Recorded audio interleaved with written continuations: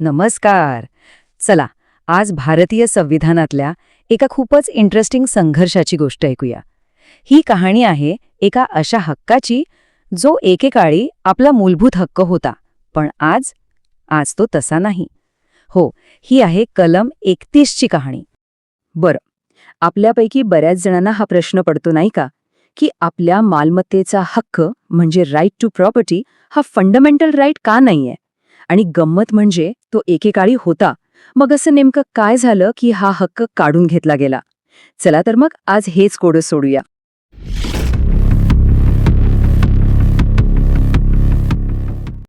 तर ह्या गोष्टीची सुरुवात होते थेट आपल्या संविधानाच्या जन्मापासून. जेव्हा संविधान बनवलं गेलं तेव्हा नागरिकांना काही मूलभूत हक्क दिले गेले. आणि हो, त्यात मालमत्तेच्या हक्काचाही समावेश होता. पाहूया काय होतं हे मूळ वचन. तर बघा, मूळ संविधानात होतं हे कलम 31. आणि हे कलम एकदम स्पष्टपणे सांगत होतं की प्रत्येक नागरिकाला मालमत्तेचा अधिकार आहे. आणि तो साधासुद्धा अधिकार नाही, तर एक मूलभूत हक्क आहे. म्हणजे काय, तर तो हक्क सरकारला वाटलं म्हणून सहजासहजी काढून घेता येणार नव्हता. आता या हक्कामध्ये ना 2 महत्वाच्या गॅरंटी होत्या. पहिली, सरकार कोणाचीही खाजगी मालमत्ता जबरदस्तीने घेऊ शकत नाही. आणि दुसरी, समजा एखाद्या सार्वजनिक कामासाठी म्हणजे रस्ता किंवा धरण बांधण्यासाठी जमीन घ्यायचीच झाली, तर सरकारला त्याचा योग्य तो मोबदला म्हणजे नुकसान भरपाई द्यावीच लागेल. खरं तर नागरिकांसाठी हे एक खूप मोठं कवच होतं.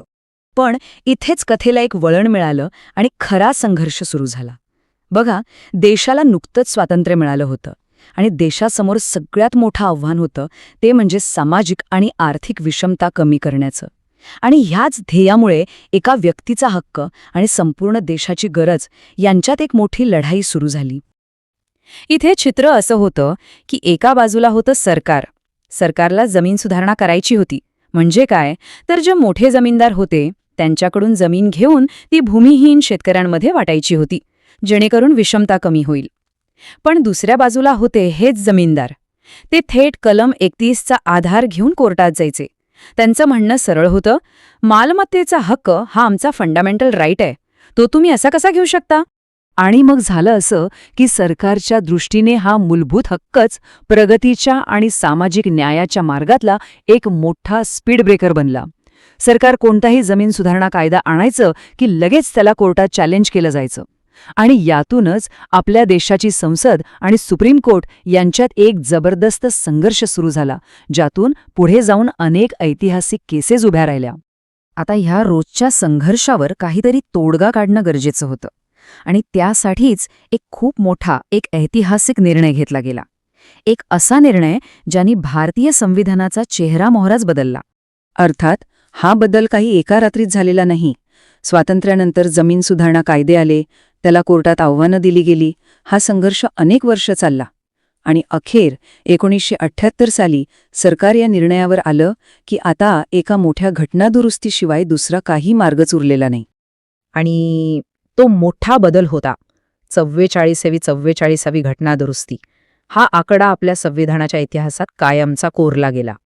तर ह्या 44व्या घटनादुरुस्तीने काय केलं? सगळ्यात पहिलं त्यांनी कलम 31चं पानच फाडून टाकलं, म्हणजे ते रद्द केलं. दुसरं, मालमत्तेच्या हक्काचं डिमोशन झालं.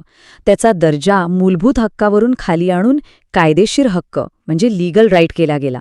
आणि हे करण्यासाठी संविधानात एक नवीन कलम टाकलं गेलं, कलम 301. ओके, तर ही झाली इतिहासाची गोष्ट. पण या सगळ्याचा आजच्या घडीला काय अर्थ आहे? आपल्यावर याचा काय परिणाम होतो? हा बदल आजही एवढा महत्वाचा का आहे? चला, हेच समजून घेऊया. हा फरक समजून घेणं खरंच खूप महत्वाचं आहे. बघा, जेव्हा तो एक मूलभूत हक्क होता तेव्हा जर सरकारने तो हिसकावला तर थेट सुप्रीम कोर्टात दाद मागता येत होती. पण आता तो एक कायदेशीर हक्क आहे. याचा अर्थ काय की सरकारला जर गरज असेल तर ते कायद्यानुसार योग्य प्रक्रिया करून मालमत्ता घेऊ शकतं. म्हणजे संरक्षण आजही आहे, पण ते आता एका सामान्य कायद्याच्या कक्षेत येतं, मूलभूत हक्काच्या नाही. चला तर मग पटकन सगळे रिकॅप करूया, विशेषतः परीक्षेसाठी महत्वाचे मुद्दे. मूळ हक्क कुठे होता? कलम 31 मध्ये, जे आता अस्तित्वात नाही. बदल कशाने झाला? 44व्या घटनादुरुस्तीने 1978 साली. आजची स्थिती काय आहे? कलम 300A अंतर्गत तो एक कायदेशीर हक्क आहे. आणि सगळ्यात महत्वाचं म्हणजे हा प्रवास लक्षात ठेवा, मूलभूत हक्कापासून ते कायदेशीर हक्कापर्यंत. शेवटी कलम 31ची ही सगळी कहाणी आपल्याला एक खूप मोठी गोष्ट शिकवून जाते. ती म्हणजे आपल्या संविधान हे काही दगडावर कोरलेली अक्षरं नाही आहेत, तर ते एक जिवंत पुस्तक आहे. एक असं पुस्तक जे समाजाच्या आणि देशाच्या बदलत्या गरजांनुसार स्वतःची पानं बदलतं, स्वतःला अधिक चांगलं बनवतं. आणि खरं सांगायचं तर हाच आपल्या लोकशाहीचा आणि आपल्या संविधानाचा आत्मा आहे.